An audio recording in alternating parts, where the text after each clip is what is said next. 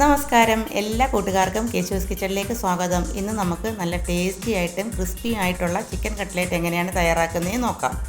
അതിനുവേണ്ടി 250 ഗ്രാം ചിക്കനാണ് എടുത്തേക്കുന്നത്. അതിലേക്ക് അല്പം കുരുമുളക് പൊടിയും ആവശ്യത്തിന് ഉപ്പും കുറച്ച് വെള്ളവും കൂടെ ഒഴിച്ച് അടച്ച് വെച്ച് ഇതൊന്ന് വേവിച്ചെടുക്കാം. ഇപ്പോൾ ചിക്കനൊക്കെ നന്നായിട്ട് വെന്തിട്ടുണ്ട്. ഇനി നമുക്കിത് തണുക്കാനായിട്ട് മാറ്റി വെക്കാം. തണുത്തതിന് ശേഷം ഒരു മിക്സിയുടെ ജാറിലിട്ടൊന്ന് ക്രഷ് ചെയ്തെടുക്കാം. ഇനി നമുക്ക് 2 ഉരുളക്കിഴങ്ങ് പുഴുങ്ങി ഒന്ന് ഉടച്ചെടുക്കാം. ചൂടായ പാനിലേക്ക് ആവശ്യത്തിന് വെളിച്ചെണ്ണ ഒഴിച്ചു കൊടുക്കാം. ഇതിലേക്ക് 4-5 വെളുത്തുള്ളി ചെറുതായിട്ട് കട്ട് ചെയ്തതും ഒരു ചെറിയ കഷ്ണം ഇഞ്ചി ചെറുതായിട്ട് കട്ട് ചെയ്തതും 2 പച്ചമുളക് ചെറുതായിട്ട് കട്ട് ചെയ്തതും ചോപ്പ് ചെയ്ത കറിവേപ്പിലയും കൂടെ ചേർത്ത് ഒന്ന് വഴറ്റിയെടുക്കാം. ഇതിലേക്ക് ഒരു സവാള ചെറുതായിട്ട് കട്ട് ചെയ്തത് ചേർത്ത് വഴറ്റിയെടുക്കാം. ആവശ്യത്തിന് ഉപ്പൂടെ ചേർത്ത് കൊടുക്കാം. ഗോൾഡൻ ബ്രൗൺ കളർ ആകുന്നത് വരെ നന്നായിട്ട് വഴറ്റിയെടുക്കണം.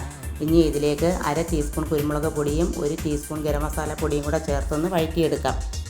ഇതിലേക്ക് പൊടിച്ച് വെച്ചേക്കുന്ന ഉരുളക്കിഴങ്ങ് ചേർത്ത് നന്നായിട്ടൊന്ന് മിക്സ് ചെയ്യണം. ഇതിപ്പോൾ നന്നായിട്ട് മിക്സ് ആയിട്ടുണ്ട്. ഇനി ഇതിലേക്ക് ചിക്കൻ ചേർത്ത് നന്നായിട്ട് മിക്സ് ചെയ്യാം. എന്നിട്ട് നമുക്കിത് തീ ഓഫ് ചെയ്ത് തണുക്കാനായിട്ട് മാറ്റി വെക്കാം. തണുത്തതിന് ശേഷം നന്നായിട്ട് കുഴച്ചെടുക്കണം.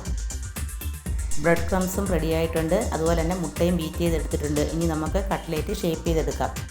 ഇതിൽ നിന്ന് കുറച്ചെടുത്ത് ചെറിയ ഉരുളയാക്കി കയ്യിൽ വെച്ചൊന്ന് പ്രസ് ചെയ്തെടുക്കാം. എന്നിട്ട് അതൊന്ന് ഷേപ്പ് ചെയ്ത് കൊടുക്കാം.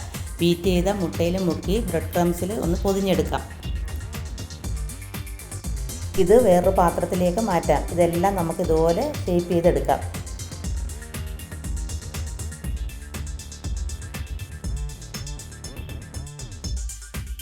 കട്ട്ലേറ്റ് എല്ലാം ഷേപ്പ് ചെയ്തെടുത്തിട്ടുണ്ട്. ഒരു പാനിൽ എണ്ണ ചൂടാക്കാൻ വെച്ചിട്ടുണ്ട്. നല്ല ചൂടായ എണ്ണയിലേക്ക് കട്ട്ലേറ്റ് ഓരോന്നായിട്ട് ഇട്ട് തിരിച്ചു മറിച്ചും ഇട്ട് ഗോൾഡൻ ബ്രൗൺ കളർ ആകുന്നത് വരെ ഫ്രൈ ചെയ്തെടുക്കാം.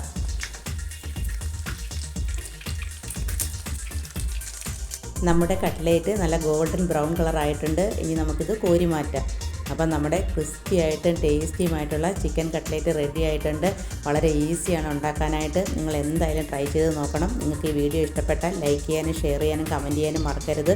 സബ്സ്ക്രൈബ് ചെയ്യാതാണ് എൻ്റെ ചാനൽ കാണുന്നതെങ്കിൽ ദയവായി ഒന്ന് സബ്സ്ക്രൈബ് ചെയ്യണേ. പുതിയൊരു വീഡിയോയുമായിട്ട് നമുക്ക് വീണ്ടും കാണാം.